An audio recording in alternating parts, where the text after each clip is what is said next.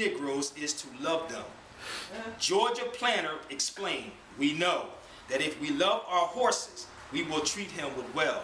And if we treat him well, he will become gentle and docile and obedient. That sounds like what he meant. Sound like Christianity. Christianity all day long in here. What did they do? That's just this one. What he's saying here.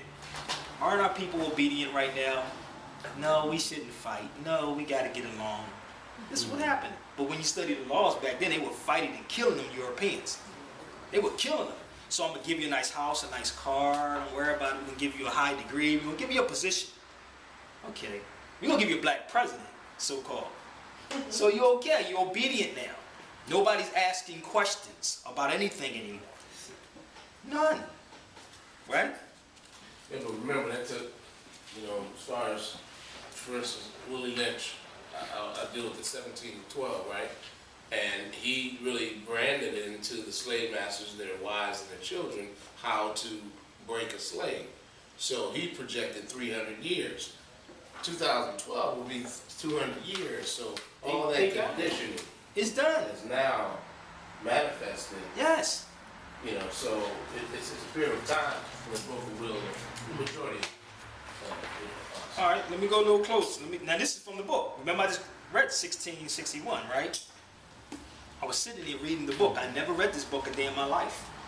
It said the legislature permitted whites to abuse blacks physically, right, in 1680, and prescribed 30 lashes on the bare back if any Negro or other slaves shall be presumed to lift up his hand or opposition against the Christian. So if he's saying Christian, then what was you then? If they saying up against a Christian, what were you? You couldn't have been a Christian. This is how they got us. They gave you the Bible and they took your land. What's going on right now? They're not teaching you any of these things in here. All these churches, now they got certain other organizations as 501c3s. They obedient. They okay. They don't want their tax thing taken from them. This is not an easy walk in the park for me, what I'm doing in this room. It's not easy because you're fighting up against the beast. No matter what I can tell you in this room, if you don't take it and study it, you're in trouble. You better study these things. We have to constantly have these classes growing, teaching people what they don't want you to know. They don't want you to know anything about this. And none of these so-called institutions are going to really teach you. To go to college and law school, you at least spend 8 years in school. 8 years in school to learn this. I'm trying to cram it up in 2 hours every once a week. People, if I was to just sell paperwork, then you would just go do paperwork. And say, okay, no problem. On with the subject. To what's going on. I just told y'all minorities. While we in here, could somebody look up minorities before we get there too? Can anybody tell me the elements of contracts? What is the elements of any contract? Offer and acceptance, two-way signatures. I ain't going in order. Offer,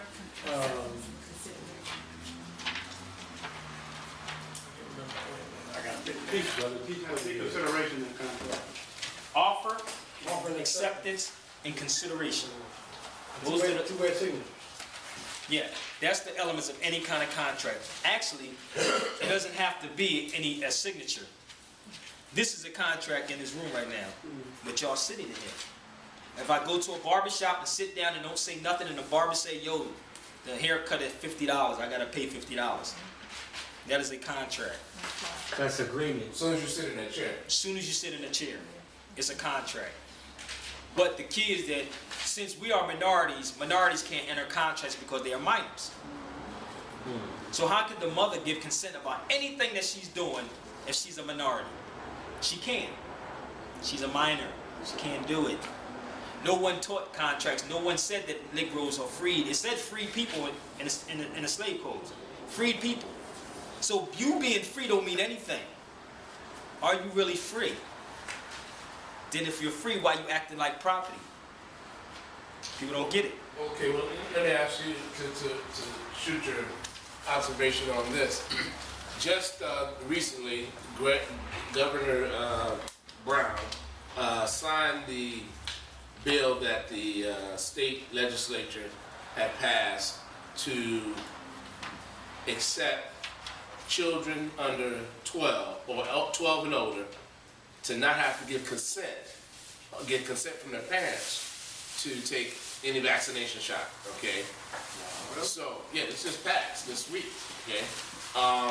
That's kind of like the abortion deal, where in most states, if you're 16, you get pregnant, you don't have to get the consent from your mother to get an abortion. Well, now here in this state, if you're 12, you go to school, doctors bring you in, sit you down, say, hey, you need this vaccination, you need this Gardasil, and we're going to go ahead and give you. You're going to convince this young 12-year-old girl to do so.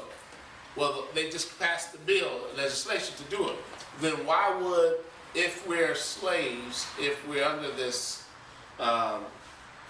if we're subjects to the United States corporation, how does that fit in having to pass legislation if they didn't need our consent in the first place?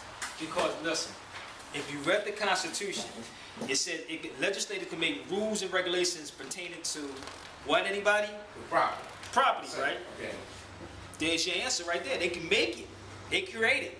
Yeah, but I'm saying, but before they made it, they had to get the consent From the parent. from the parent, which you still subject. But see, if you peep what they just did, they caught on to it.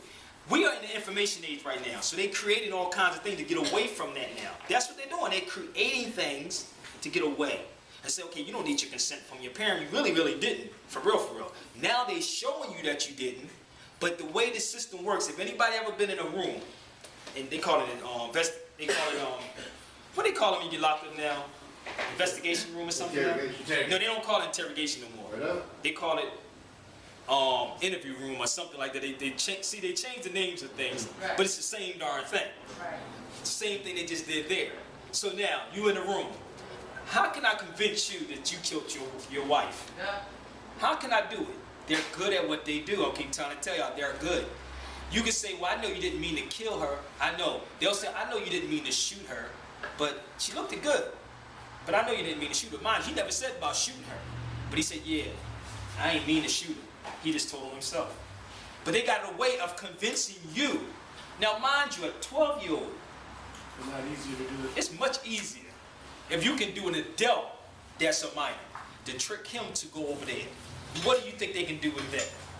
Yeah, but that doesn't really play in this circumstance, because they went through the finance, sitting down to come by y'all meeting to pass this legislation to do what, according to the way I understand your teaching, they didn't have to ask, they didn't have to pass this legislation. They should have just gone ahead and did it, and then the parents found out. But they have to do everything. Dude, one thing that Europeans do, they keep records, bruh. They keep records. Pay attention. That's why we just told y'all to fill in, sign in, get receipts, get that. They keep records, cause what happens? 10 years from now past. Well, we did say this over here on this particular day. They always cover their behinds. They always do that. That's why they did that. So they can say, well, we did let y'all know. They could have done it. But they need a paper trail. And that's why you need paper trails when you're dealing with this system. Create a paper trail. I don't care how many times Moors go to court. We create paper trails. Look, go back. Look at it. We didn't say this. There's a brother in court right now from New York. True Master. If I send you the article, brother, I ain't going to tell his whole business. But anyway, he's in the court. He escaped the cops. He's in the courtroom. They try to make him seem like he was a madman. Right? He was a producer of the group Wu-Tang. Oh, he must have saw it. Yeah. See, you gotta be up on hip hop too to understand what they're doing. But he's been studying this for years, right? He's in the court when they said he went on a rampage. He was tripping. He really wasn't. He just did all crazy and stuff, but he really wasn't. He understood what was going on. He told the judge, "You're fired." They thought he was crazy. He said, "No, you're fired." He said, "Well, if you fire me, X, Y." He's in the court. The article. I wish I would print the article. I'm gonna try to bring it in next week so y'all can read it. He told the judge he was fired, and he said, "You an ass," and he said something else to him. This is what he's saying to them. He said, "I'm not Negro, I'm not black, I'm not African American." This is what he's telling them in the courtroom. He said, "Well, if you want to fire me, we still got to go on and put the procedures."